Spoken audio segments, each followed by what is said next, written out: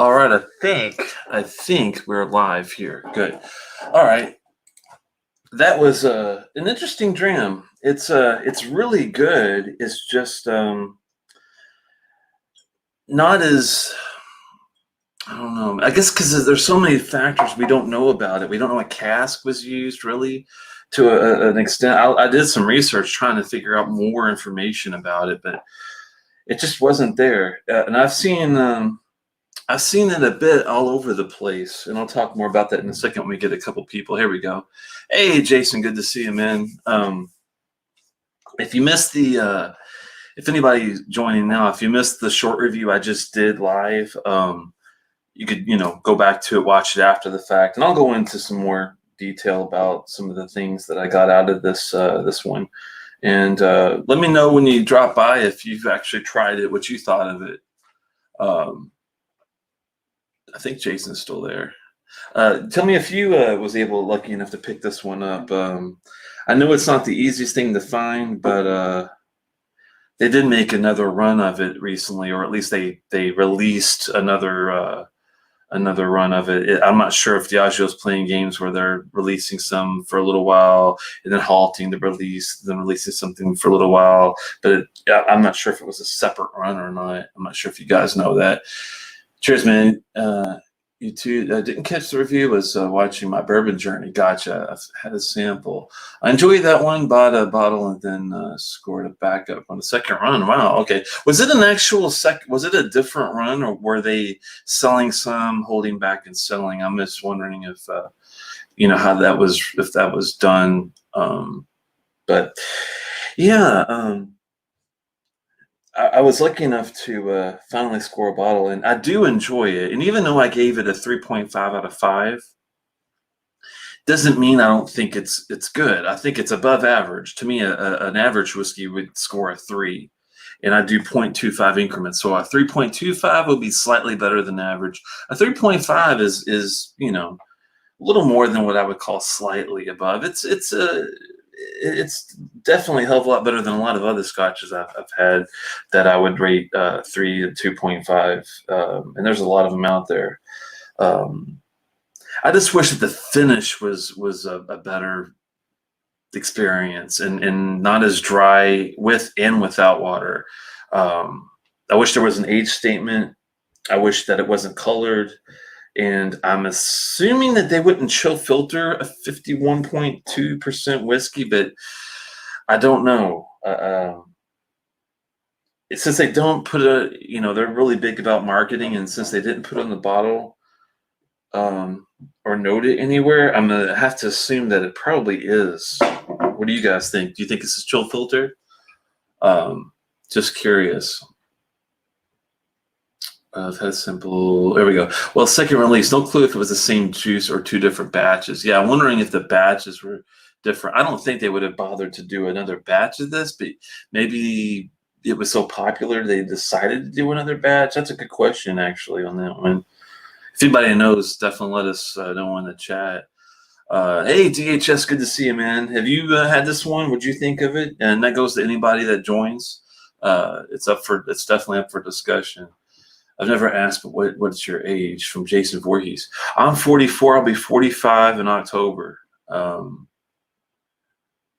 3.5 sounds like about what I put on low 80s, which is what I think is about right. Yeah, it's not a subpar dram by any means. I mean, I love the array of fruit, and we're talking light, like your white grape pears kind of stuff. It goes all the way down to the lemons and the oranges are really heavy, I think, with this. Really nice spicy notes in the back end. It's not too spicy though. It doesn't, get to the whole Highland Park Fire or Longmore 16 kind of spice level by any means. It's very low level spice, just enough to make it, I think, interesting. Odd. I thought that was age stated. I'm an idiot. Well, the 14 is, but this one is not. It's just the Clynelish Reserve. House of Tyrell from the Game of Thrones series. More marketing, of course. with that, but I would love to have seen a 14, 15. This would have been their really, I think they missed an opportunity. They could have, if they had any 15 or 16-year-old stuff, they could have, you know, I know it has to be all 14 or 15 year, but surely they could have made this a 14, 15, 16, 18, maybe even. I'm not sure if I've seen any Clynelish 18s. Let me know if you've, other than independent bottlings out there, distiller bottles, if they've ever done like I know they had a 14. They need like a 16, 18, 21 if they've ever done that kind of thing. Probably not. It's chill filtered in color from what I suspected. Yeah. I wouldn't think they would, but from what I gather, since they don't put it on the bottle, it's most likely colored and chill filtered. But with that said, it's really all about the taste, honestly. I know, I mean, at least from competing with Dalmore, this has a much, much better mouth coat. It's a much heavier whiskey. ABV is there. So I will definitely be this guy's backup for going against any other whiskey, especially a Dalmore. So there you go with that. They made sure that every single bottle of that series looks identical. Yeah, and he really liked it. Yeah, it is good. Honestly, I'd buy another bottle of a second if I saw one. Yeah, it's it is what it is. I'm just so glad, honestly, that even though it is a marketing thing, it's that Diageo didn't like completely go crazy with a lack of quality. I know we just fight and bitch and moan about the White Walker thing, which was a fiasco, but the Lagavulin bottle was really good. This bottle's really good. I enjoyed the Talisker and I enjoyed the Dalwhinnie. The Cardew and the Glendulin. I mean, Glendulin for 40%. I mean, it's very thin. That's a great beginner's whiskey, though. When I gave a friend that I'd introduced to Scotch recently, actually, it's funny. I gave him a Glencadam 13, a Dalwhinnie 15. We did like a Holland Park 12. We did an Ardbeg. He really liked the smoky Ardbeg, surprisingly, like I did when I first started. But going all around, he really enjoyed that Glendulin for the smokiness of it and just the overall smoothness. Even and it was still a decent tasting Scotch. So for it being $35, that's a pretty good Scotch for the money. This one I think was more in the $70 to $75 range. I didn't talk about price during the thing. I think it is well worth that, and I would even go up to 110 maybe for it. But anything above $100 is going to be kind of, if you're looking at this bottle for $250, $300, if you're buying it to resell, that's one thing, and I don't care about that. I don't resell whiskey, never have, never will. I get it to drink, and if I'm buying it to drink it, once you get above the 110, 115, maybe tops, I think I would put my absolute limit on 115. What do you think, Jason, on the value level, American dollars of what you would go for this? That's what I'm thinking would make the most sense. And also, a big happy birthday to Drew Bills out there, Scotch for Dummies. It's his birthday. I asked him, I told him I hope he gets to stop by. He didn't say yes or no, but you never know. But just didn't want to forget that note. I'll go back to comments. But if Clynelish has a kind of waxy texture after chill filtration, color me shocked. That's a good point. You would think that they would lose a lot of that character. It would end up being like a Glengoyne, Dalmore, watery kind of real thin finish, but thin mouth coat. Sorry, not finish, but thin mouth coat. Remember, they were bottling to price point somewhat with these. Yeah, would agree. It doesn't feel filtered, but there's no way it didn't get much focus on the appearance. Yeah, they are very focused on making sure it's a put together product for mass consumption, but we're not the mass consumers here. We're more looking for something special, but it is good. Jason says, I think Clynelish and Oban were my favorite too. Talisker and Log were also good, but not exceptional. The Oban Black Bottle, yeah, the Night Watch, Oban, the Select Reserve, I think they call it Bay Reserve. Sorry, the Oban Bay Reserve Game of Thrones is another one I really liked a lot. It was a lot different than Little Bay, smokier, a little heavier, definitely better than a typical Oban that's really heavily floral. It does have floral notes on it, and it's got a lot of character. But I really love the fact that they didn't hold back on the smoke on the Oban on the Bay Reserve. I agree with Jason on that one. As far as the Talisker Lagavulin, I think my favorite too, though, is it's a tough one. I really like that Lagavulin 9, and I think I might. If this isn't my second favorite, then it's definitely, I'm thinking the Talisker, but I don't know. That Oban's really good too. I mean, that's the funny thing about that series. I'm looking at it over here on the side, and I'd say 4 out of the 5 bottle. 4 out of the 1, 2, 3, 4, 5, 6, 7, 8 bottles. Is that right? Yeah. Well, there's a 9th one, that Mortlock one I still have my eye on. It's a 15-year, and I'm torn between investing in the Mortlock 15. If any of you've had it, let me know what you thought. Versus the Mortlock 20, 18, 20. Which do you think would be a better buy between the Mortlock 15 Game of Thrones and the Mortlock 18s or 20? A little pricey, though, once you get to that level. Jason has the Open now, and it's all right. D just hated the Oban, but liked the Log plenty like me. I guess we have similar taste profiles, sort of to an extent, because I didn't hate the Oban, but I did like the Lagavulin a bit more. Paid $55. That's a great price point for Jason, I think. That's about all I've been wanting to pay for that Lagavulin 9, man, $55.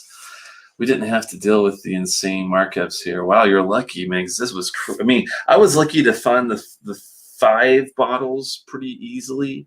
The last 3 were interesting, but I found them after the last 2, the Clynelish and the Rollock Nagar, which I haven't opened yet. I'm not getting my hopes all up for that either. But those 2 were a bitch to find for some reason. The Mortlock I haven't even seen in the store yet, so that tells me it's probably going to be a pain. But if it's worth the look compared to the 18/20, which I hope you guys can tell me, then I'll definitely, I'll go that route. But that's the iffy point. I've seen every bottle multiple times other than the Clynelish. Interesting. It's the only one I haven't opened. I haven't seen again. Interesting. Okay. Richie Z, man, good to see you. It's been a while, I think, since you stopped by, and I'm glad you get a chance to do it. And what you guys sipping tonight? Don't feel free to share in the chat. I'm very curious. I love talking about all the things that you guys pick up. Lost Cause, same thing. Daniel, good to see you. The Talisker is awesome too. I agree. The Talisker is great because it's not a typical Talisker. To me, it's more of like a really heavy sugar cookie. It's got some brininess to it, but it doesn't have any maritime factors that a typical Talisker would give you, like the seashells, maritime notes. That's what's weird about the I think that particular Select Reserve Talisker that they've got in that series. But it's a great dram, I have to say.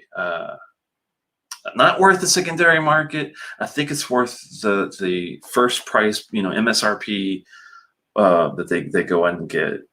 Let's see. Wow, you guys have been coming in really fast here. They are to Shreveport for a week and local shop. Put $18.99 on all bottles right now for Christmas. Wow. I bought every version. Mortlock 6 Kingdoms, that's the one I've been talking about. It's 115. And that's a 15-year. So it's not a terrible price point if it's decent whiskey. That's what I'm curious about. Who's had it and how does it compare to the 1820? Mortlock's going to be easy to get. Okay. I hope you're right. I haven't seen the Mortlock here yet, but at 150, it's a hard pass for me. Wow, that's pretty pricey. See how weird it is? It's 115 where Lost Cause is, and it's 150 where Jason Coates is. Evergordon 43. Oh man, grain liquor. If it's 43 years, it's probably pretty good, though. That's the funny thing about green. I usually do not like green liquor at all, but I have had lucky enough to have like a 30 to 50, 60-year-old Invergordon, Gervon. Oh man, there's some other ones. Port Dundas, I think, is a green. If I'm trying to go off memory, if I'm wrong, then don't kill me for it. Canvas, I think. I've got an open sample. I got to dig out. I was doing some trading with a couple fellas. Generously Paul, if you haven't seen Dapper Dreams yet, check him out. He's got a new channel that I know, and he's got a great, intense, super palate, super nose. Definitely well worth a visit if you haven't seen him already. I think there's a couple that he bonus streams that he sent out that I haven't even opened yet. That I have to just do it, and I'm gonna do that soon. I'm not sure if I'm gonna do a proper show on it. I might open it up after I get through this, maybe. But I can't go super late tonight because I do have to work tomorrow, and I took the day off today because I was just so exhausted the last 3 days before that. It's been hell with trying to keep up with I won't go into detail. I work for the government, and the agency I work for deals with housing, and we have examinations that go on all over the place, and I support them in the IT factor and trying to make sure standards are still kept and met, and compliance with licensing and all that. So it's just been pretty crazy, but looking forward to getting back into it tomorrow and catching up with a couple things, but nothing out of the complete ordinary, thankfully. But hopefully, you're right. DHS is going to be easy to get, but we'll see about that. I'll take the old OB16 for 99 instead. OB, not Old Pulteney. What's OB? The OB16. Who does a 16 that's OB? I'm trying to remember. Let me know, Jason, which OB you're talking about. I'm sure I'm just missing the acronym. I had some 2 Epic Cavalans, but been drinking and reviewing some crap on distillers. That's cool. 2 Epic Cavalans, you can't bitch about that. Daniel says Talisker, Lagavulin, and Oban was what they had. Those are some of the best ones. That's probably why they kept those. I want to try the Mortlock Game of Thrones with pondering the 150 price. Yeah, if you can get it closer to the 115 that Jason, not Jason, but I think it was Lost Cause was talking about, then that would be definitely a go. I'm thinking here it's like 120-ish, closer to the 120, but I like Item Unique. I'm not sure what that is. Lost Cause, you've been drinking already, man. I don't know what the hell that was supposed to mean. Cameron Bridge is a fantastic single green. If it's 25 plus years, I think if we don't have any Cameron Bridge here, I have had it in the past, and I did a review on it. I'll have to dig it out though and see what I gave it at some point. Everyone working right now is struggling, yeah, and those not working are stressing. We get it, yeah. That's the pain is a lot of people not even able to work, and I cheers to definitely our emergency responders out there. This is my 14th day, and I don't plan on going anywhere anytime soon. And I highly advise everybody else to stay in until this blows over a little longer. I think the longer we wait and give it time, the soonest and better off we're going to be able to dig out of this and get back to the regular work and not having to worry about who you run in contact to and stuff like that. So keep that in mind as we go forward, please. Official bottling, there you go. I was wondering about, you see, I'll take the official bottle, the 16. See, and that's where it's tough because I want to get at least an 18. That's my goal. I'm going to try to get an 18-year bottle from every distillery at some point. Mortlock 18, I don't think is crazy priced. So I guess you're probably thinking it's better to go with that than the Game of Thrones bottle. The only weird thing about not getting the Game of Thrones bottle is that's the last one I need to have the whole complete series of. I'm not getting into the whole White Walker crap and all that extra fluff.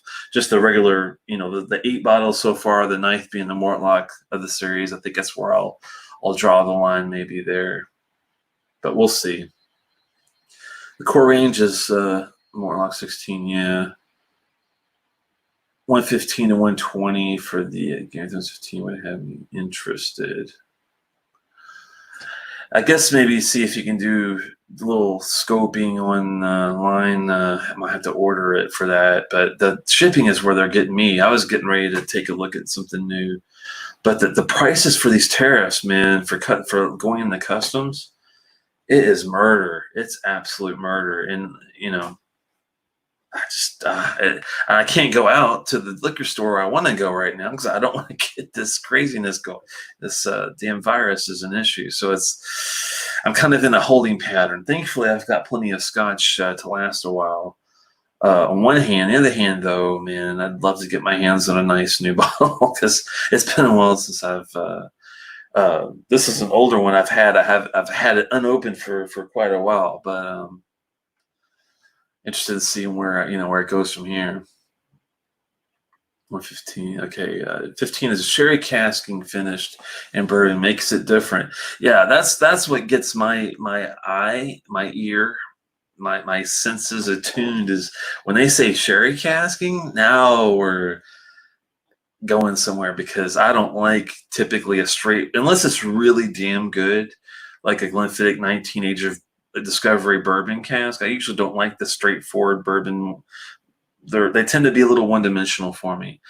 But with that said, if the 18 or 20 it's crazy price, yeah. Jason is saying that.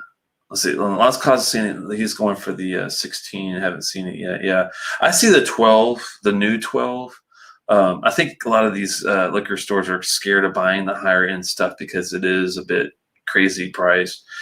Jason's saying that, yeah, the 18 is crazy price. That was part of this previous range. The new 20 should be substantially less expensive. It should be, but I know it's at least a couple hundred. It's definitely up there. That's what I've seen it go for, at least, because I was that close to getting it, but I was like, once you get above 200, I'm like, I don't know, man. Even for an 18, it's like right where the threshold is typically, but I believe the more like 16 is higher ABV than the 18 from what Rob in the Whiskey and the Six said. Yeah, cheers to Whiskey and the Six, Rob. Good channel. That would make a difference. And the 18 is probably up there with the 16. Another town I've seen in Wisconsin, I think the Barton Scott got it. That's the Scotch Test Dummies. Got it in Wichita. Yeah. Let me skip down here. Loch Ness. Wow, Loch Ness, man. I haven't seen you. I was actually worried about Loch Ness. He's a regular on the show typically. I took a long break there for a few months, and I think that's maybe why he hasn't been around in a while. It's definitely great to see you. Welcome anytime, man. Hopefully you've been doing well. What you've been drinking, Loch Ness, as well. And if it wasn't that, let me know why you haven't been around a bit. And if it's something I did, I could definitely. I'm always interested about you guys' feedback too, so keep that in mind. I don't have any, but I'll start with the 16. Got you there. Ben, Demon Hunter, another welcome to you. I haven't gotten any Game of Thrones bottles yet, brother, and I are interested in the Lagavulin 9. Talisker was highly recommended to me. Also, the Open, maybe Dalwhinnie, because Darwol's Stark's Winter. Yeah, all the ones you mentioned are the ones I would put in the good category. The only ones I would actually in that series that I would probably not get all riled up about unless you're trying to do a collection is the Cardew, the Royal Lochnagar, the Glendulin. Those are the ones that are, and thankfully they are well priced. They're only like in the $30 to I think $50 range for those. But unless you are looking for it for the collection piece aspect of it, of saying that you were able to taste the entire series, or unless you're one of those crazy people that try to resell all this junk, I wouldn't even go that direction. But that's just my own deal. Old 18 is $300, absurd for a brand that very few people even know. Yeah, I mean, that's crazy. $300 for the 18. Based on reviews, the 20 isn't worth the extra expense over the 16. That's what I was thinking too. It's been kind of a up and down reviewed whiskey. wish you could send. Oh, I just new bottles of Canada. I have the spare Lagavulin 9 to be there and let go. Yeah, that's and he's never seen the old 18. It's all over here. Nobody's buying it. What's your recommendation? They should be on the bottle 120 and under. I want to get something new. That's a decent bottle for 120 and under. Well, one that came up to Daniel, have you already had? You kind of have to tell me some of the ones you've already had to make this easier. But Glen Scotia 15 is a really good bottle. A lot of people haven't tried yet, and it's still 65, 70 bucks. Victoriana is another great one from Glen Scotia that I would recommend if you haven't had it. If you can get your hands on any of the Kilcairns, those are definitely great. I was kind of stuck in Campbelltown for a second. Those are the two that popped in my mind for that. If you don't mind doing a little digging as far as researching some to be able to find online some things, for 120, man, you can get a lot. The Highland Park Twisted Tattoo 16 year, the newer one, if you like fruits and florals, really nice overall taste, I'd say. Not a dark whiskey as far as doesn't go for the ruby red stuff that much. It's more of the raspberry, strawberry, and lighter realm. But a great, nice maritime brininess. Still has a little bit of that heathery peat going on. I think it's a good dram and it's like 100 before tax. So that would, I think, be another good one maybe to try. Just trying to think of some things to pull out there. Peter White, good to see you, man. Wow.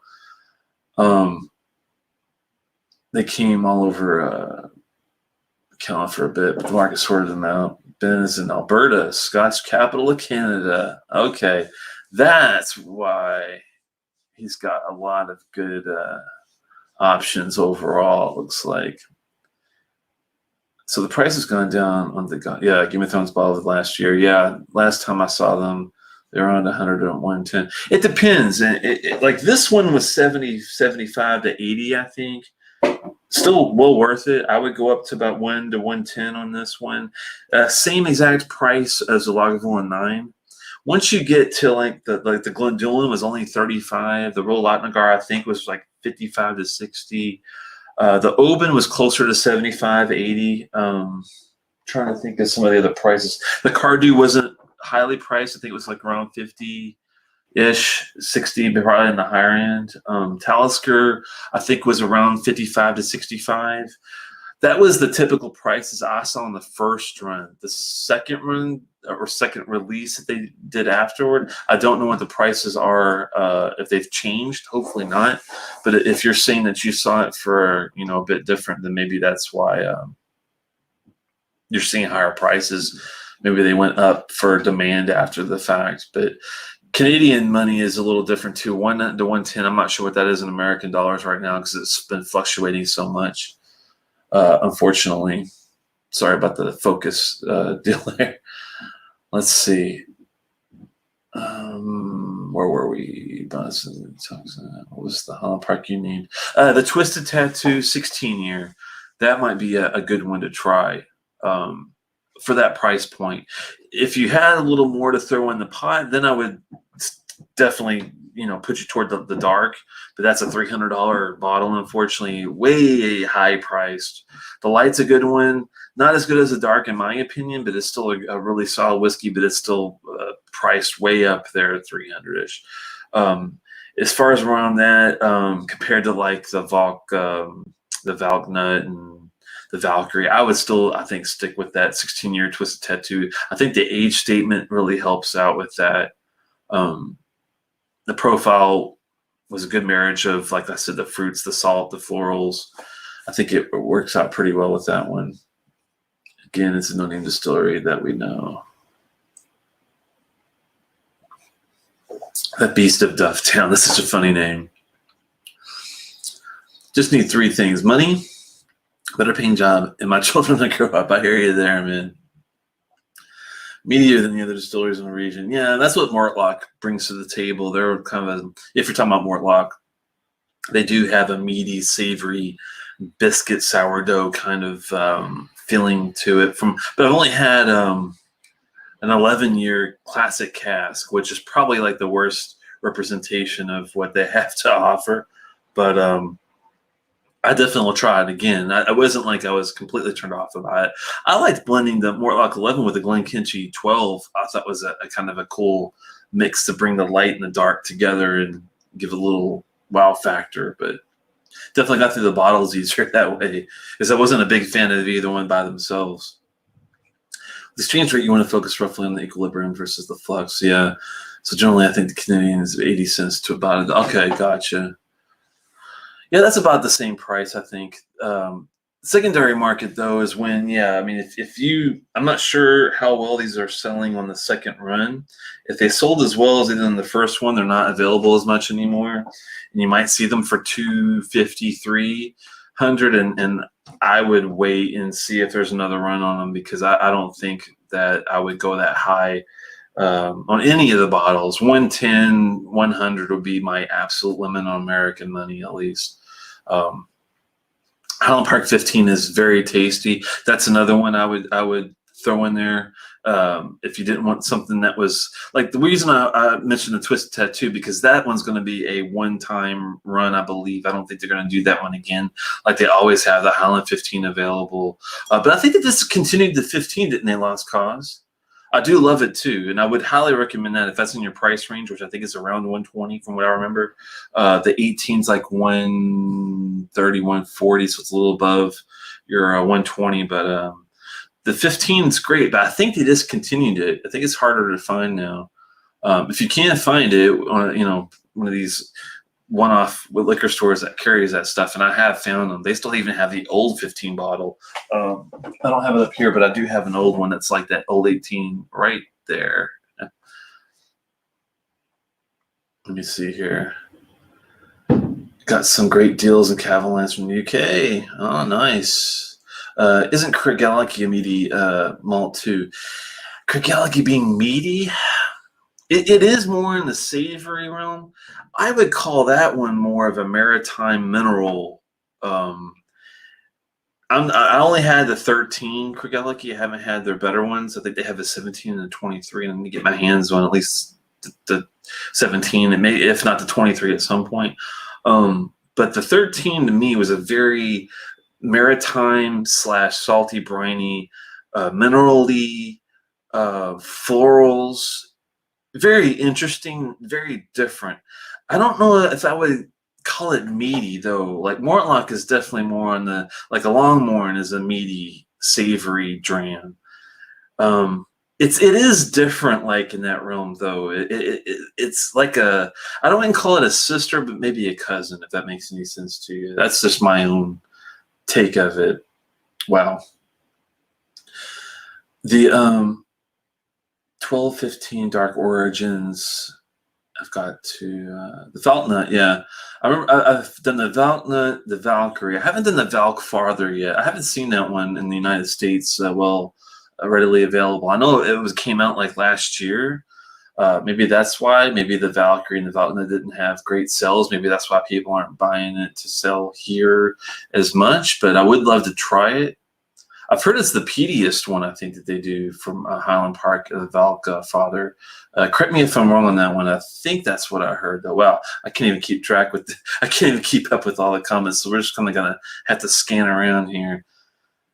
The Jason Coates. Let's see, the Canadians back into the. Did you grab one of the Cavalands? Ooh, 13-year Virgin Oaks. That sounds good.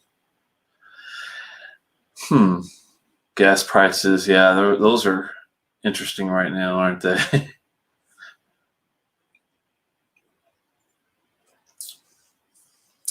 DHS was agreeing with the Fountain being the most peaty. That's what I thought I heard, and that makes it really intriguing. Have you already had it, and what did you think of it? Is it worth the? I think it runs usually 110 to 120, if I'm not mistaken.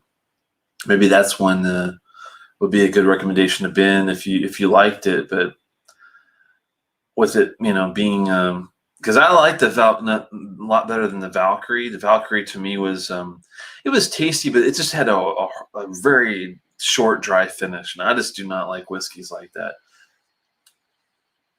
Haven't had it. Likely get it when I see it. Yeah, I guess it's because you haven't seen it yet either. Has anybody seen the Valkfather readily available in their area? I'm just curious. Hopefully, Trooper comes along. He's in Louisiana, I know, which helps out with getting the South. DHS, I know, is like in the Tennessee, Kentucky area, I believe. From with Loch Ness, I'm not quite sure. I can't remember if he's Canadian or what. Alberta for Jason. They might actually, the Valk Father might be one of those like easier to find, if not Canada, then the UK kind of thing. And we don't get a lot of Europeans, unfortunately, in the live chat because we go so late. Unfortunately, it's like 3, 4 in the morning there. But hopefully get some comments after the fact and let us know what they think on that deal. Oh, my.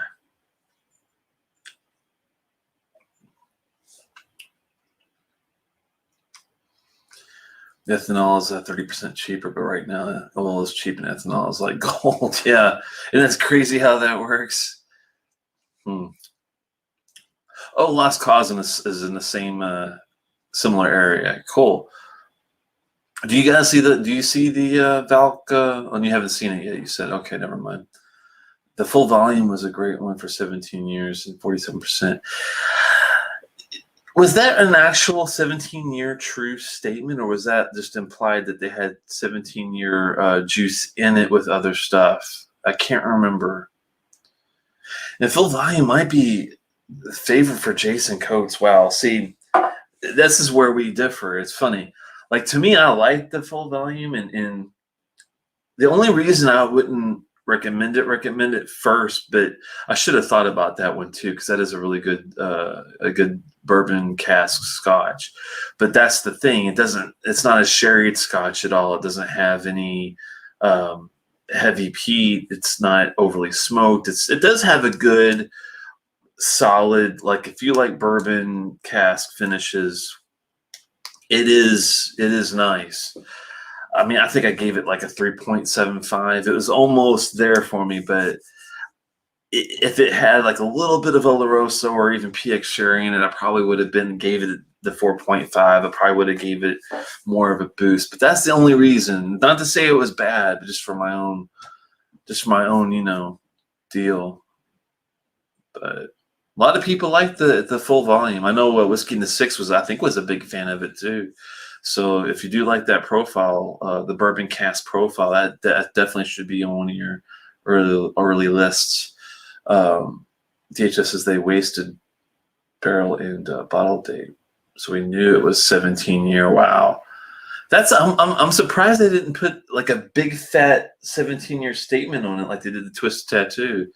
I guess they learned from us saying, "Hey, we really want to know what you're putting in there." Maybe that's why they finally started to do it and didn't do it back then. That's the only thing I could think of. It shines without sherry in the way. There you go. Yeah. Some people are purists, are more, they think that once you start adding a lot of these notes, like I'm more of a fan of a sherry or a maturation, like in a Madeira cask or Amontillado or Manzanilla, those kind of casks. I do draw towards those more. But if you, and my friend Mr. Lee, also known as Aquaman, he is a purist, and there you go. He doesn't even want to add water to his damn whiskey. That tells you how much of a fucking purist he is. He's like that too. He likes a really good, solid Octomore. Don't give me. I mean, I like the Octomores that are like the 7.2, the French Syrah casks. He likes the 7.1 more. He likes more of a pure, peaty, in your face. No, go give me anything else to muck up the water. That's all you're gonna get. Pow, and I can respect that. It's not. No one's got a right or wrong answer for that kind of stuff. It's interesting to see how much, people. Jason says, I'm no purist. The HP 15 is my second favorite to the FV, full volume. Okay. And the 15 does have a lot going on with with that. Sherry, oh yeah, there's Stephen Connor. Good to see you, man. What do you think about Clynelish, Stephen? Have you had this one already? How do you think it compares to the 14. Anybody else? Same question if you don't mind. I saw something about Whiskey in the Six's love of full volume was crazy. Okay, I didn't know he liked it that much. I'm with Rob, though. I bought 2 backups. Wow. Maybe I should have bought a couple because I only had one and I went through it. So it's definitely not I didn't like it. That's funny. Caskers is offering $1 shipping for orders over 200. That is solid. Wow, Caskers. I'll write that shit down. I don't have a damn pen. What I gotta do? Let's see.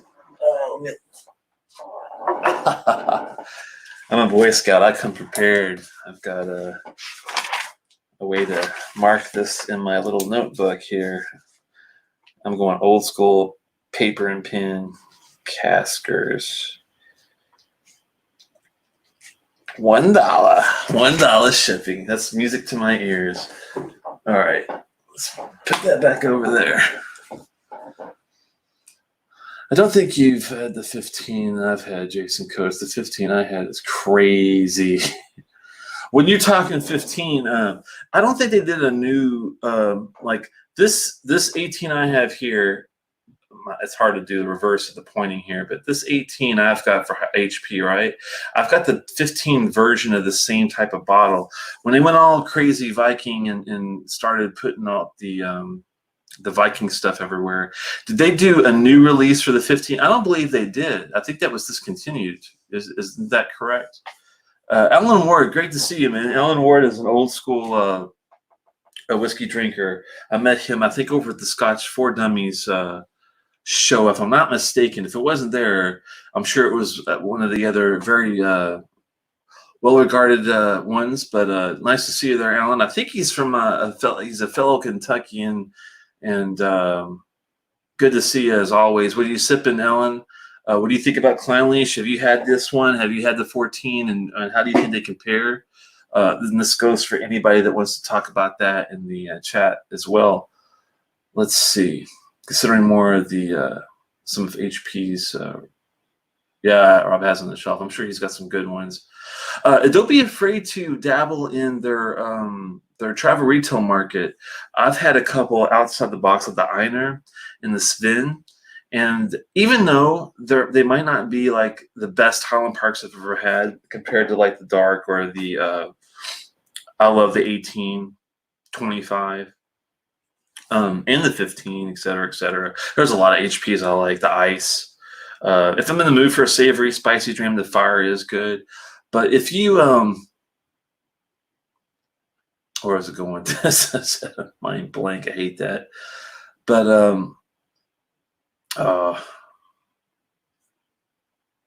anyway, let's go back to the.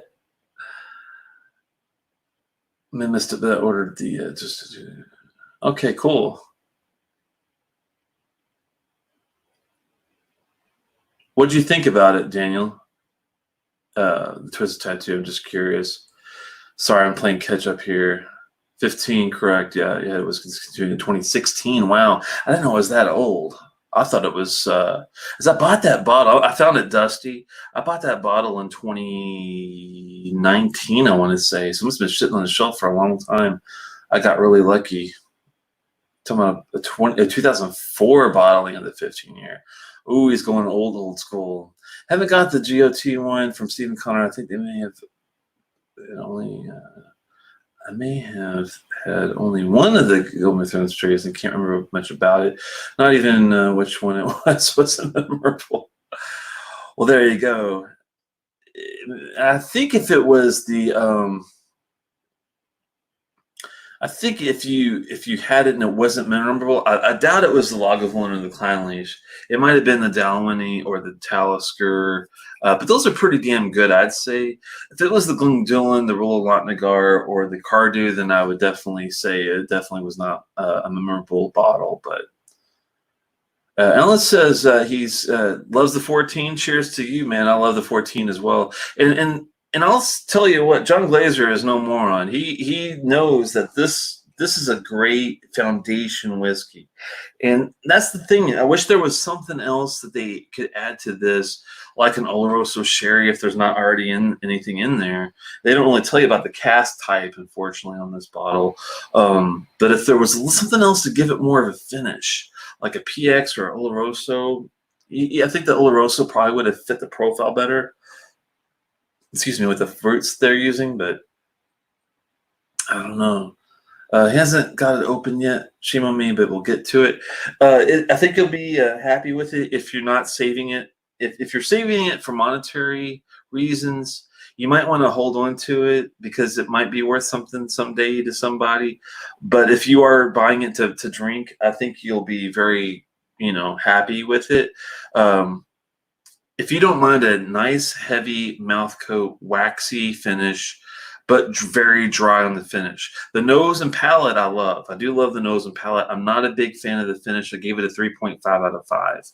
So it's solid. It's definitely above average, but don't think it's like a 21-year-old Clynelish when it's not. So yeah, there's still some HP 15 on shelves. Bought one this summer. Wow, I saw a couple more. Isn't it amazing how a good whiskey like an HP 15, and I'm not bitching because I want to get more of it too, but isn't it amazing how it can sit there for 5-6 years and no one buy it? And thankfully the folks at the liquor store aren't about getting rid of old bottles like that. They just let it sit there.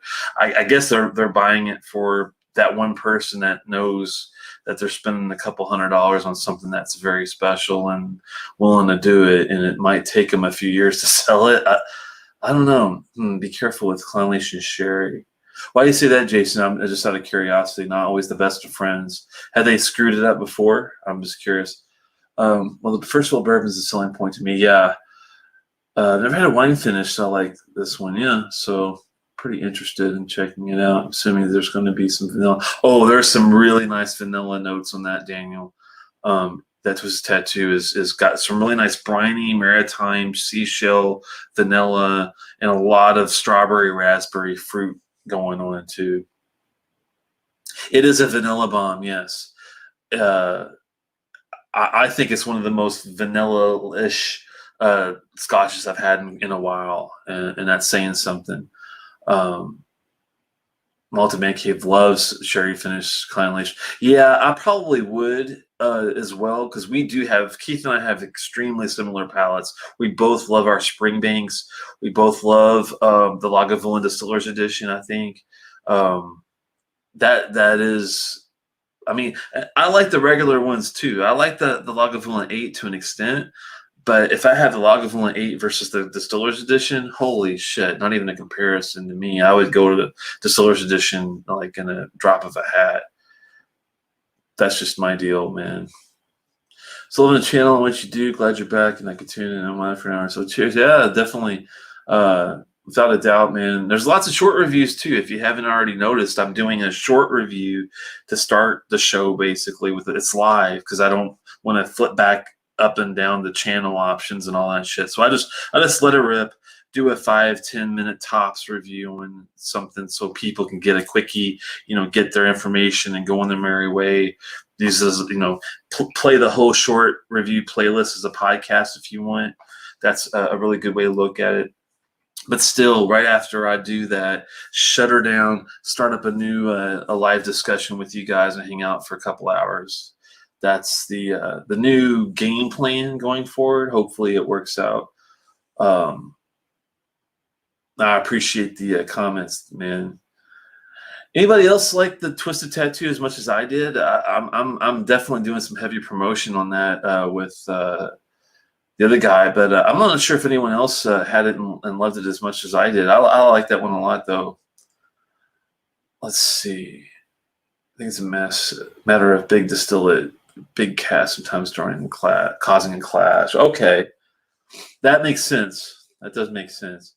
Richie Z says, wants to know if the 7.3 Octomore is any good. This one store had it seen 3 bottles sitting there. Okay, I've got a story for you on the. I'm gonna just to do you a semi favor. Hold on one second. Let me get I'm dealing with some monitors on top here. Let me go to my own review. I actually did a full-fledged review on the Octomore 7.3 to be specific. Very memorable for me because it was my first bottle of Octomore I purchased for myself. And I love peated whiskey. I'm not afraid of any heavily peated whiskey. I adore it. So I thought this was like a no-brainer. It was going to be fantastic. And the 7.1, I adore it. It's great. The 7.2 is my favorite Octomore I've ever had. And I've had a 6.1. I've had all the 7s. I've had an 8. I've had some other ones too. The 7.3, though, man, that one has some weird notes to it, in my opinion. There are some people that love it, but it's one of those scotches that it has a huge love-hate relationship. Let me pull up my own review of it on the side here, and I'll actually tell you exactly. Here we go. Now, let me view my previous taste here. This dram was difficult, speaking of the 7.3. And no, it wasn't a peat issue. I love peat, and if I could live, work, and drink and play an islet every day, I would. And I still feel that way. The enemy of the state here is the Ribeira del Duero wine barrel. That's what they use to finish or mature this whiskey. Now, I know some love it, but it's just not for me. I will try another Octomore expression at some point, which I did. But this one was way too twangy sweet. It was like I like a nice PX or Oloroso cask, but this one just has too much grape sass for me. It reminded me of durian fruit. I'm not sure if anyone's had durian fruit here on the channel, but durian is a very, very pungent, rotten, fleshy kind of smelling. Oh, it's god awful smelling, and it's got a very peculiar taste to it, and it's hard to describe to somebody. And it's very much one of those love it or hate it type of bottles. I poured a dram of it. I let it sit out. I let it linger. I came back to it like a few months later. I still didn't like it. And I actually gave it to a really good friend of mine the rest of the bottle. That's how rough it was. Mr. Lee, he ended up taking it. He really enjoyed it, I believe. Let me see if just out of curiosity, if he has his notes here, which I think he would have done. He's really good about putting them out there on Distiller. Hopefully, let's see if I can find any other. If he doesn't have one, at least hopefully somebody will have a. Like I've got a friend that's on there named Casco. Gave it a 5 out of 5. He thought it was absolutely outstanding. He loved it. Man, for me though, and it does rate extremely well.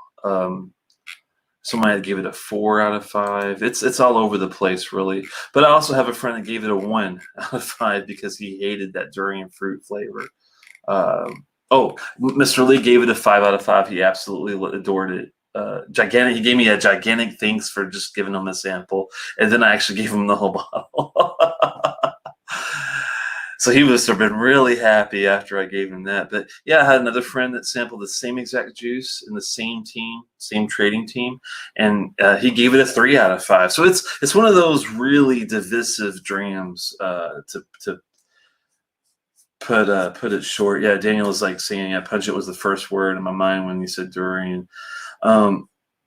It was very grape sassy, man. I can't put words to what that stuff tastes like. I mean, it is funky, and I like a Springbank funk. But Alan says I tend to not be a real fan of wine finished pours. Not that I have had that many. I do like them. Like I love that new Ardbeg Black Pinot Noir, that New Zealand maturation they did it with. That was absolutely glorious. It can be done well. It's all about the distillery, I think, that does it. Springbank does a great job with port wine casks, but port wine is one of those things that port cask matured stuff. It's really tough to do correctly. Not a big fan of the Glendronach one. I love Glendronach. I love everything I've ever had from them, except that peated or the regular port deal. Just don't get into it much. So yeah, that's in my wheelhouse too, like Lost Cause says, but it depends on who's doing it and how it's done. Um, Makes a huge difference with that. Like some of the ones, like there has been a Hazelburn. I was not a big fan of the Barolo 9-year cast matured was the Hazelburn that I did not like, but I did love the Oloroso PX one they had. I'm trying to think of another wine finish that they had. I do like. There've been a lot of good Ardbeg ones. Ardbeg does a good job, I think, with all their wine or sherry types. Lagavulin seems to do a really good job with theirs. Haven't tried the Lagavulin 10 Travel Retail yet. That's on my radar. I've got to get my hands on a bottle, even though I have not heard good reviews on it. I'm still intrigued to see why people are so kind of not happy about it. But yeah, durian tastes like durian. That's the tough one. Some French wine cask scotches can be delicious. Yeah, that French Syrah, man. Oh my God, that Octomore at 7.2.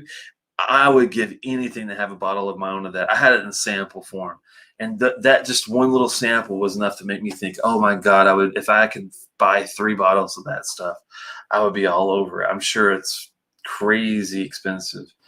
I need to get you some Glentronic Cast Strength 7. It's horrible, but I don't hate you. Actually, I had that cast strength one. I don't know if it was 7 though. I'm trying to think if I have it available. I have to go dig out the bottle of the number. I want to say it was either 6 or 8 though, not 7. But even if it was 7, I do remember it was like I appreciated it for being a cast strength whiskey, but did it have, everything that I wanted it to have? No.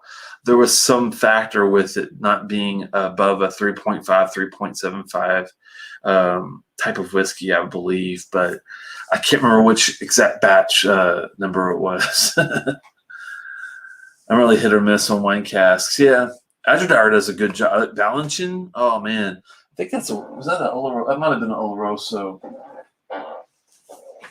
I've got a Balanchine. Adradar does a. If you ever see this bottle, guys, definitely pick it up. I really like this one. It's a Balanchine, heavily peated Adradar series. This was matured solely in Oloroso sherry butts, unchill filtered, and this came in at 46%.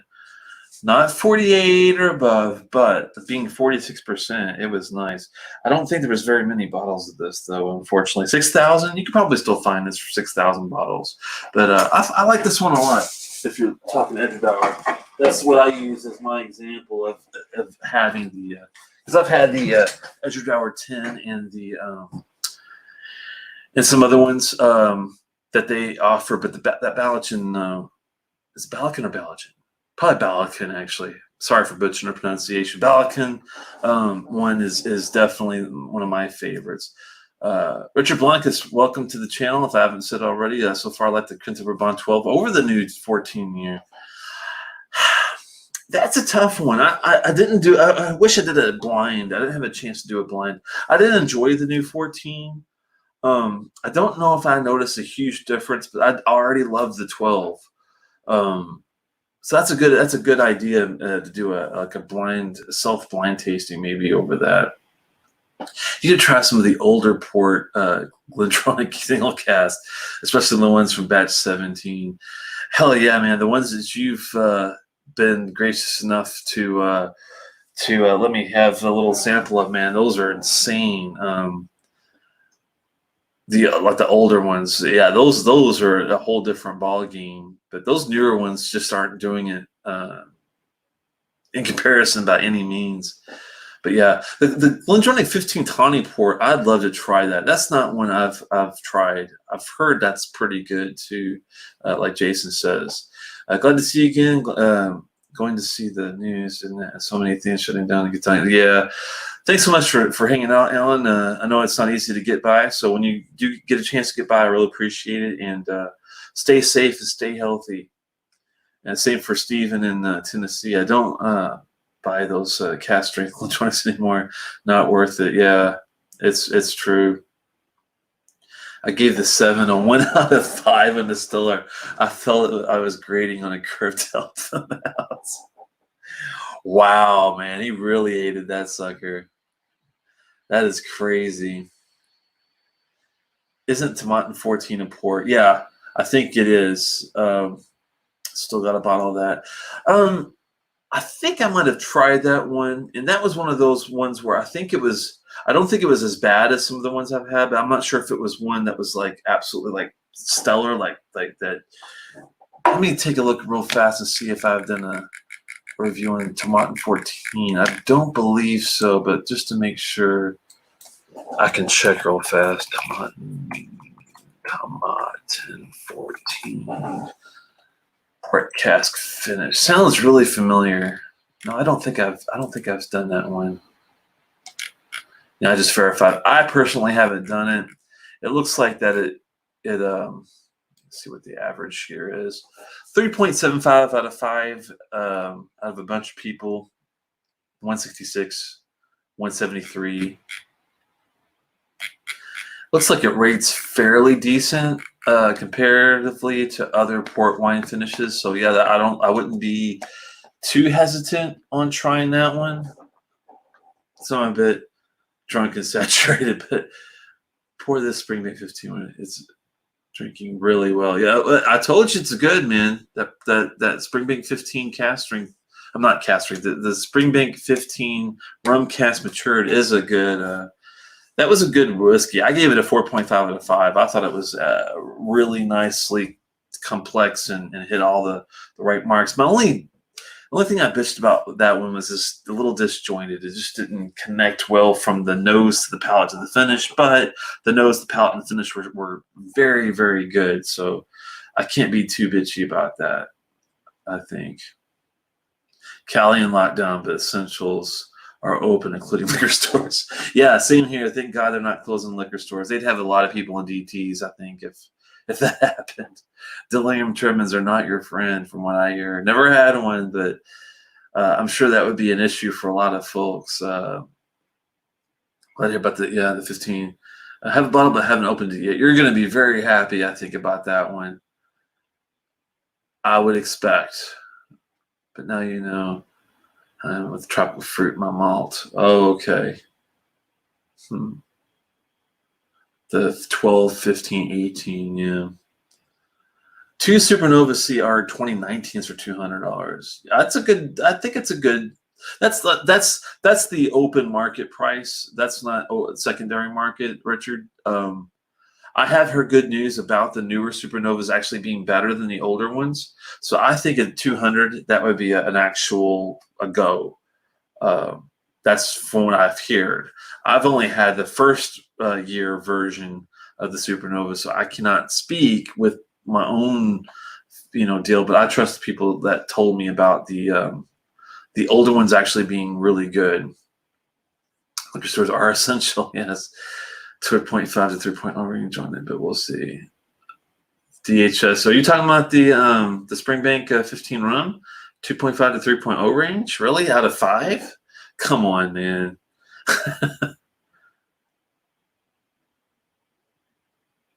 Yeah, I think, and my first, I will agree, DHS. My first go with the Springbank 15 rum was not that great. The neck pour was not that great. From what I remembered, I did not start liking it till I got to like the last third of the bottle was great. So it definitely, I think, will help with the nose, especially on the oxidation. That's how I was able to take it. 200 for the 2019 is worth it, but that's high. That's what it's going for around here. Stephen Connor says if 200 for it, buy. Yeah, if 200 a piece, I would still buy one. Yeah. Average 3.0 is really good for me. Okay, good. That sounds good then. Yeah. What's the current status of the Kilhoman? Are there any new releases? That's a good question, actually. Kilhoman, I know, has done a 10 and a 10-year statement finally. I have not been able to get it yet. I haven't done like any hardcore searching. That's something I probably should search out next. Is a 12-year, 10 to 12. I think they might even have a 12-year now. But it's not readily available like the Loch Gorm, the Seneg, and the Moncure Bay, the Isla, and all the ones you typically see. They are really good about releasing a lot of their single cask releases. Like my last one was a single cask bourbon, really good country vintner release. Oh, I love that. And the STR was the last one I had, and it was decent. It's a little one-dimensional, but if you just want a nice, good charred, peaty, molasses, sassafras, root beer kind of whiskey, I think it's good. I think I gave it a 3.5 or something like that out of 5. Decent enough, better than average. But I haven't had any other of the newer ones in a while. But I'm definitely gonna put it on my radar. I think I'd say yeah, that's not easy to get to. There are 3 ones you can get. Which 3 are you talking about there? Isla, 100% Isla, you don't think it's easy to get? I guess out here, I'm lucky enough that the store I've got usually has 5 to 6 different ones at any given time, plus maybe a couple like bonus specialized bottles. We'll say like runoff first fill, single barrel, whatever. But they do have a lot of the pretty much all the ones up there. They readily sell the red wine cask or the original cask strength, the Sauternes. I enjoyed the Sauternes. Some people didn't get. That's kind of one of those mixed reviewed whiskeys. I personally like the Sauternes one a lot. And it's funny because usually I don't like one-dimensional ones, and a lot of people gave it flack for being somewhat one-dimensional. But just for a nice Sauternes cask matured whiskey, I thought it was well done. Definitely compared if you look at like Glenfiddich's stuff or some of their Sauterne. I think Glenlivet's got a Sauterne release. All the major players that you see all the time. I think it beat theirs out of the water when it came to that. But last year, Kilchoman did a Madeira aged or finished, and it was incredible. That's one I don't have. I'd love to get my hands on the Madeira. I do love Madeira cask if it's done right. Like the Lafroig stuff it's awesome. Seneg and Gorham are the only core ones that you can get. Wow, in the Moncure Bay. I'm surprised that you don't see the original cask strength a lot more where you are there. I had to travel to get the Isla and never seen anything else. Wow. And honestly, Bay is the only one easy to get one. That's surprising and sad. Kilchoman should definitely make their trek across from the East Coast where it is easier to get to the middle of the States because everything that they've ever had, man, back there, any of those bottles are I never had a bad Kilchoman. The Seneg you have to be in the mood for because it's a savory, spicy bottle. It kind of reminds me of a Longhorn 16 in a way. Other than that, I think all the other ones, even the vintage 2008, I thought was good. I thought they're all like definitely above 3.5 even whiskeys. They're all average out to be 3.75 and up across the board. I'm not sure how they do it without the age, but they have damn good casks and a damn good process, I guess. That's all I can see on them.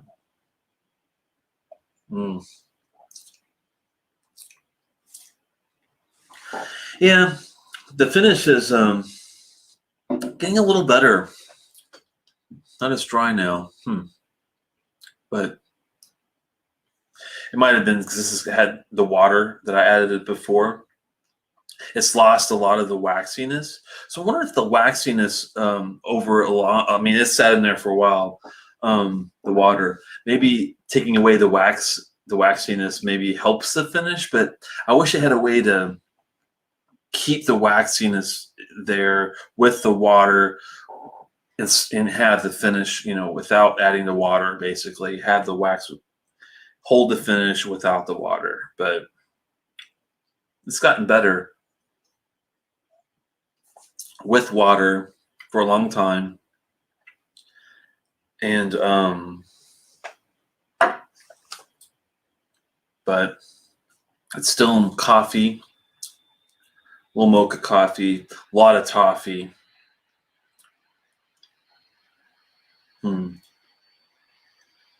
Spiciness is still there. It went from a cinnamon to more of a nutmeg, I think, with the water. More of a groundy, earthier kind of a feeling.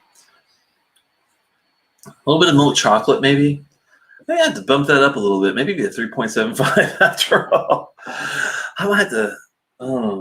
If it gets better, I mean, I did get past the neck pour, at least down to the label, but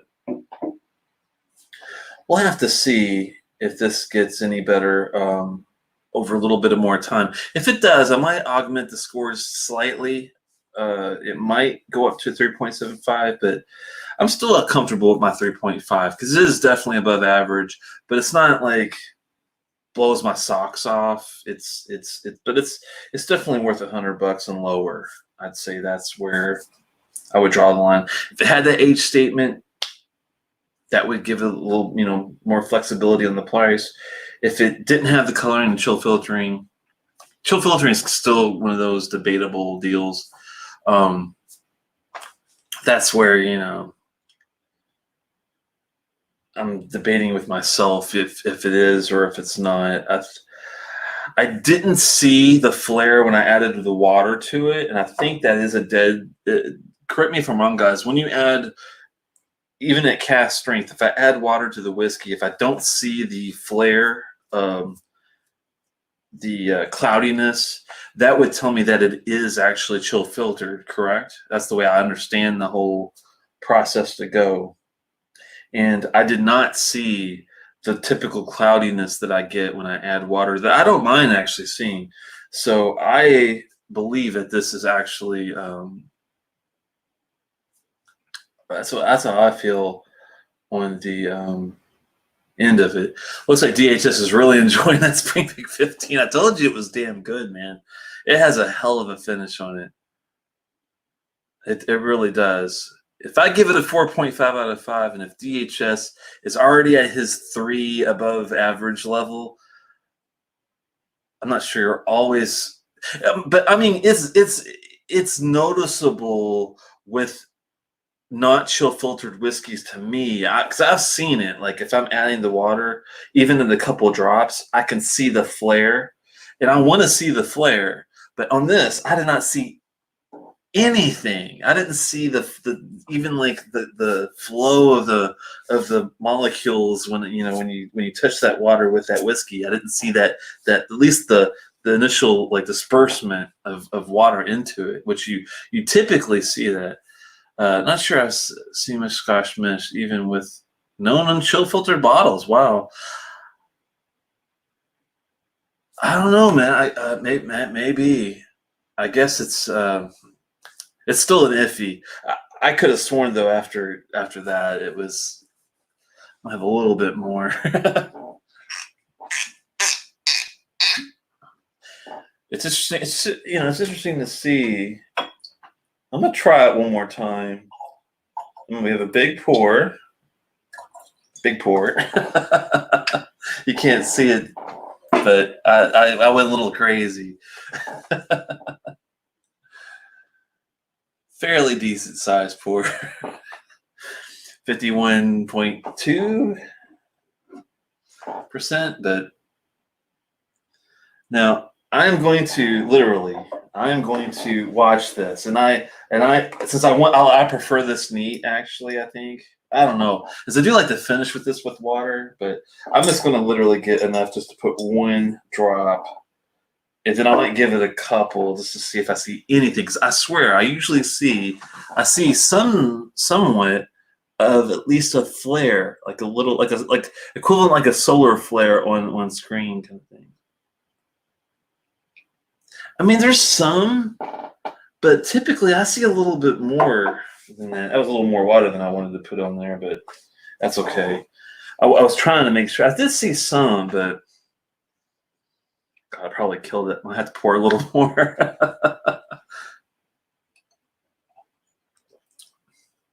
No, man, I overwatered that one. The nose and upfront flavor aren't that good on the 15, but the finish is epic. I'm trying to remember, but I give it some oxidation there, DHS. I think you will find that the nose, and especially the palate, I think will boost, even with slight. You don't. I'm not talking months. I'm talking like just get down at halfway through the bottle. I think you'll be surprised when it get bored with. Hold on. When I get bored with or buy a bad bottle, I blend and mix them like affinity style. Same here, man. Definitely, Richard. That's what I did with that Glenkinchie 12 and that classic cask Mortlock 11. Yeah. Molecules. Aldolfo's laughing at me. Good to see you, Aldolfo. Welcome all the time. Yes and yes. Foursquare tried the 2015, 2017 are definitely the Impri and Citrion. They must be talking on the side about some whiskey there. That was you in the Emery with a buy first square. Okay. I missed that conversation. I'm catching up. But in the freezer overnight, the clouds up. Put in the freezer overnight, the clouds up. I went nuts on bourbon fest bottles. Oh. Yeah. I mean, bourbon's okay, guys, but being a Kentuckian, I'm telling you, Scotch is where it's at. You don't know what you've got until you get to the Scotch market, comparatively, with complexity, with, I mean, you can find some old age statement whiskeys of bourbon and stuff, but I don't think you'll ever get the complexity and to the interesting factors that you get out of Scotch. That's just me, but I got to work tomorrow, Court, and twist again. Yeah, I'm gonna shut her down here in a little bit. I'm gonna probably wind down around after a little bit after 10:30. I'm thinking. I spotted the Impri. I'm not familiar with that one. What's the ABV in the Clynelish? It is 51.2. It's cast strength 51.2 on this bottle. On the 14, I believe it's still 46 to 48 off memory. Let me look it up for you real fast because I don't want to tell you wrong on the regular 14. But I could type with the damn. 14-year, always a good dram too. 46%. It's a great oak cask, 14-year, no frills, heavy mouth coat, and blendable with anything that you want to blend it with. It's a great foundation to any blend, and that's why John Glaser even uses it at Compass Box for a lot of his whiskeys. So there you go. I would never be without a bottle of Clynelish of some sort somewhere. Zinfandel bottle. Wow. Sag City. Madeira finish. I love Madeira finishes. Steven says preach. Scotch is so much better. Yeah, even American single malts kill bourbon. Well, let's not get carried away there, Daniel. Don't knock my state too much. They do put together a good whiskey, but I would even put American single malts in with the whole bourbon thing. The Scottish people, man, they just have a way with the whiskey. It's the peat bogs, the vegetation, the climate, the islands in that area of Islands, and even the Highlands and the Lowlands, man. It's all damn good, and I would put it way above. Oh, there's bourbon that's epic. It's just so hard to find from DHS. Yeah, it sells too well is the problem. They do an annual exceptional cask series with the fancy names, different ABV caskings. Was that the only cask strength? Yes. I believe so. I'm trying to go by memory here. The Lagavulin 9 was not cask strength. The Glendolin was definitely 40%. Cardew was low. The Talisker, the Dalwhinnie, the Rollock Nagar, the Oban, they were all under 50%. So, yeah, this is the only cask strength offering in the Game of Thrones series. I'm not sure why that is. I'm not sure about the new the Mortlock 15. I doubt it's cask strength. Correct me if I'm wrong, but I don't think it is. I'm guessing they're limited bottles. Yeah. Let's see. Just poured a Springbank 10 this year's ad. This year's edition. Great choice, Don Holland. Cheers to you, and welcome to the channel. The name sounds vaguely familiar. I think I've seen you before. Welcome as always, and that's a damn good pour. Even for $75, typically you have to shell out here for a 10-year. It's still a damn good bottle, and I still think it's worth it. It's really good. Hard to find anything else like that. It's a climate, yeah. It's a lot of factors, man. The environment too. I mean, just even being those you know, to get that maritime funk in the glass. Yeah, I love that Springbank funk. The Dunwich Warehouse deal, man. Vintages are cask strength and 100% bourbon cask. Definitely Scotch first. In fact, I like both the more unique stuff going on aside from the dill flavor. Well, yeah, I get the rye. I think is one of my favorites compared to bourbons. I don't like the corn much.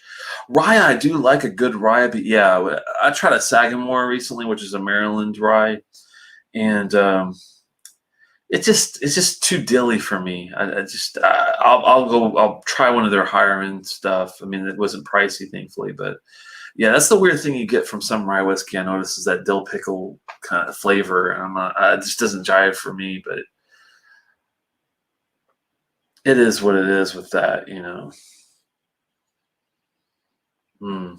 But thankfully, I didn't get that from the Midsummer's Night's Drams. I think it's a rye. Is that High West? I believe it does those. I can't remember. Campfire was a good dram. I think it's like part rye, part bourbon, and part barley. I believe. I can't remember the recipe, but that was a good rye-ish whiskey. Yeah, the ryes that don't have that dill factor, that's where you want to get. But yeah, dilly, get that crap out of there. 105. Wow, for the LCBO, which I believe is the Canadian thing, right? Or the yeah, I think it's Canadian. The province run stuff. But love you some Springbank. I don't blame you there. Yeah, it's probably comparative. I hate the dill. Everyone hates the dill, man. That must be just one of those factors that you just, yeah, it's a nice dram. I didn't get dill from it either. Yeah, it was well crafted. That one sounds really good. I don't see all of them here, but if you have a Dominus tucked away, 56%. Ooh, Dominus. You have to say it like this, Dominus. Once you taste that dill on rye, you can't untaste it. That's true. It is one of those things that's hard to get around. What's like an equating factor when you like dill is to rye? What about Scotch? What's that note that you just cannot stand getting on a Scotch? The only thing I don't like getting on Scotch typically that happens a lot on Scotch, unfortunately, is I don't mind some bitter notes to balance Scotch. I definitely don't like orange rind, lemon rind kind of thing, but there are some Scotches out there that are heavy on the rind. This has a little rind, but it's just enough to make it balanced, and I think it's well done.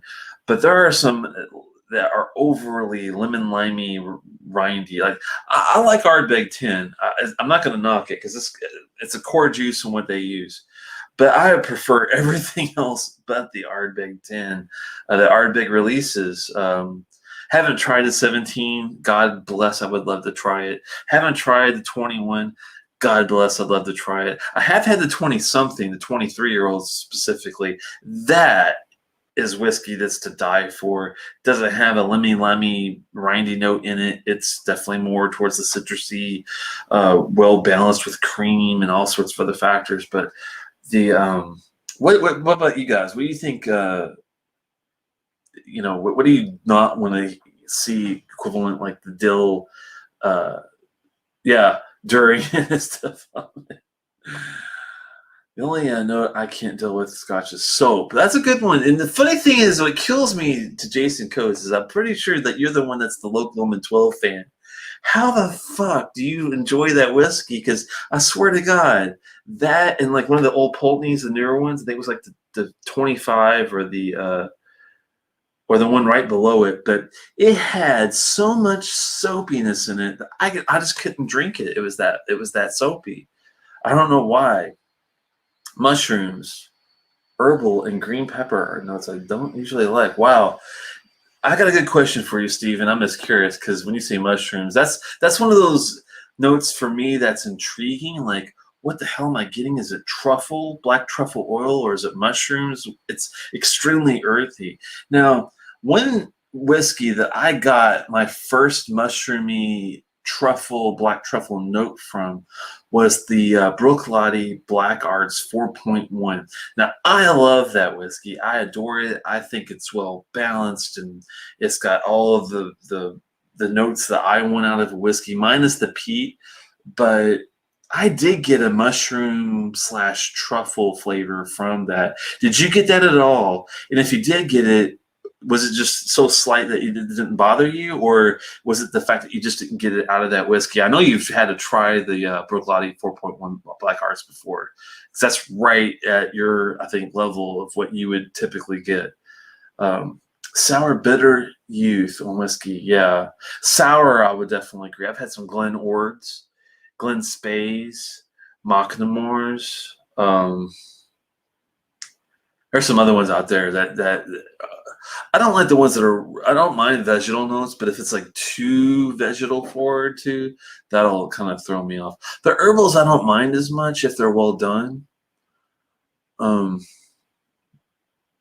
Richard says I opened his eyes to the sherry bourbon cask maturation. I did a blend of both styles, indie bottles, and almost have Clynelish minus the waxy. Sherry bombs are too overpowering. Yeah, I'll agree with you there. If you could find that perfect marriage of a bourbon sherry together with like if you had 10% Clynelish 14 and you added like let's see, I've got 40 to play with, 40% bourbon, 40% sherry. Let's see, that's 80. This is 20 and 20% Clynelish 14. I would love to try that. I got to do that myself. Maybe if I leave enough of this, even though it's not the 14 year, it would make a good test if I have like, a 40-10 cast strength. Got to be careful of the TCP iodine in the hospital notes, antiseptic. But if I blend that with a PX sherry, I bet that would be great because it had the sweetness. I'd have the medicinal TCP peaty smokiness. There's not really any other things going on with it with a waxy foundation. I bet that would be pretty good. And Jason says he doesn't get any soap in his at all. That's how. How long did you? How long ago did you try it? It's been a while. It's been a couple years, and I don't know where it came from because it was a sample. So I guess maybe I should bite the bullet and just get a. I did try. I do have the Local Woman 18-inch Mirren, which doesn't have the soapiness in it. Thank God. It was a little thin at 43. I think it's 43, 46 tops percent. It felt a little thin on the mouth coat. It's got a decent flavor. Would I buy it again? Probably not. I would love to find a Lock Woman though that would be something that I get into. What would you recommend if you were going to recommend? My what I like. Tell me some Local Womans you think I should try. I'm just curious. Luckily, I almost never get soap on the nose. Well, not even just the nose, but the palate. I would get it on the palate. It was so soapy, or so. There's like a floral note, a lavender. I think is probably what causes it. There's certain ones that have a lavender that just makes it so soapy, smelling and tasting to me. Richie says has never got mushroom note on the 4.1, but plenty of X wine and or sherry, whatever they have in there. Yeah, I do get a lot of the sherry stuff, but I did get it like a truffle-esque. Like a deep black truffle oil, and I like black truffle oil, just a drop. If I'm going to put it on food, I would put like the smallest drop you've ever seen because you can easily overpower any dish if you're into food. Never put more than a eye drop worth of black truffle oil on anything. But With that said, I pour some 4.1, but I've had too much to enjoy a 400 bottle of whiskey for. Yeah, don't do that just for us, DHS. Keep that definitely in the bottle. 4.1 is fantastic. Don says, well, I agree. It's a 5-star whiskey. I love it. I found that the Clynelish 15 cast strength is something that I just have to always have forever. So damn good. That does sound good. Is that an official bottle? Cast strength 15? I don't know if I remember that one. I know about the 15 unpeated and the 18 peated, but I don't know about a 15 cast strength. Looking at that, I think they've tried to reboot the brand a little bit recently, and they've been pulling out better stuff than a couple of years ago. Okay, well the bottle I had was probably ancient, so because it was literally like a sample during our tour of all the distilleries. So I should give it another look because I know a lot of you guys love it, and I'll definitely let you know if I get the same kind of notes from it. It definitely won't be much of a risk if I get it for $50 or whatever. 12 can't be that expensive, I would think. The 2.1 was also very good. Ooh, I never tried that, man. I bet it was a better price at the time it came out, but right now finding a 2.1 probably would be pretty difficult, I imagine there, Don. I don't know, but I'd love to try it. That's for damn sure.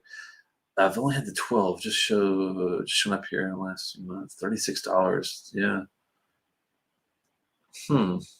That's really cheap. I don't know if I can find it that low, but I might get lucky. Yeah, pour that tomorrow night. Yeah. Not against that. I've poured that one in months and months. Yeah. Mezcal. That is one thing intriguing, Adolfo. I've never tried it. I was watching Olive watching the Moonshiner show, and they recently did a Masters Distillers for mezcal, which is it's kind of similar to moonshine in the way we enjoy our whiskey. But when you get into like using the chicken and using it to cook over it and to get the flavor and the whole, I think it's like a triple distillation, if I'm not mistaken, from what I remember watching. It's very intricate. I'd love to try it because I do love tequila. And if I love tequila, I don't think mezcal would be that far away, and it'd probably be a richer experience, and probably be kind of like trying, like tequila to mezcal is probably like bourbon to scotch. I think maybe it's like a complexity difference. Probably a lot more notes you get out of the mezcal. I'm just guessing here, Adolfo. Let me know if I'm right or wrong on that one. But I've never tried it. I want to try it really bad. What's a good mezcal to start with, just out of curiosity? Um, I have no problem with black truffle oil, but as you said, a little goes a long way. Yeah, Stephen. So did you get that did you get that at all out of the Black Arts 4.1, Stephen? I gotta know if that came up with your experience of that whiskey. Did you get any mushroom, black truffle oil type of things? I'm just curious if I'm the only one that got it or if you got it too. Um, Clynelish 15, unpeated cast strength. Yes, once a year they sell it. Unpeated cast strength. Okay, that must be like the 17 one I've gotten. It is damn good after oxidation. The 7, I can't speak for the 15, but the 17, it's one you have to, for me, I have to decant it to enjoy it. I do not like it straight out of the bottle because I got a lot of salty olive notes out of it. But once I decanted that son of a bitch, man, it was one of the best whiskeys I've ever had. That Clynelish 17 unpeated is damn good after the fact, I thought. I still see a couple 4.1 bottles around.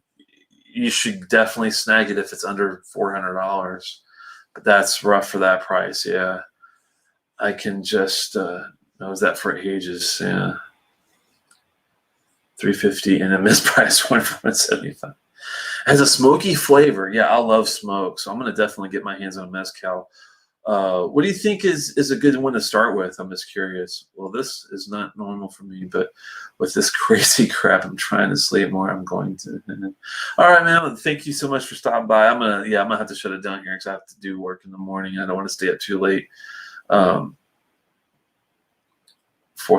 Wow, that's awfully pricey for anything, really. Can't recall, but I really enjoyed it when I tried to sample. I have a bottle, so I'll let you know when I get to it again. Yeah, think of if you're getting either truffle oil, black truffle oil out of it, as like just as on the side, or if you find it mushroomy, but I don't think you'd find it mushroomy since you liked it before, enjoyed it. I'm curious because that one was the first that I ever got that kind of earthiness from for some reason. It's just a damn good bottle, though. I enjoyed it. I didn't mind the savory aspects of it. I'm lost in what is the 4.1 and 2.1 everyone's. Daniel, we're talking about the Brook Black Art series.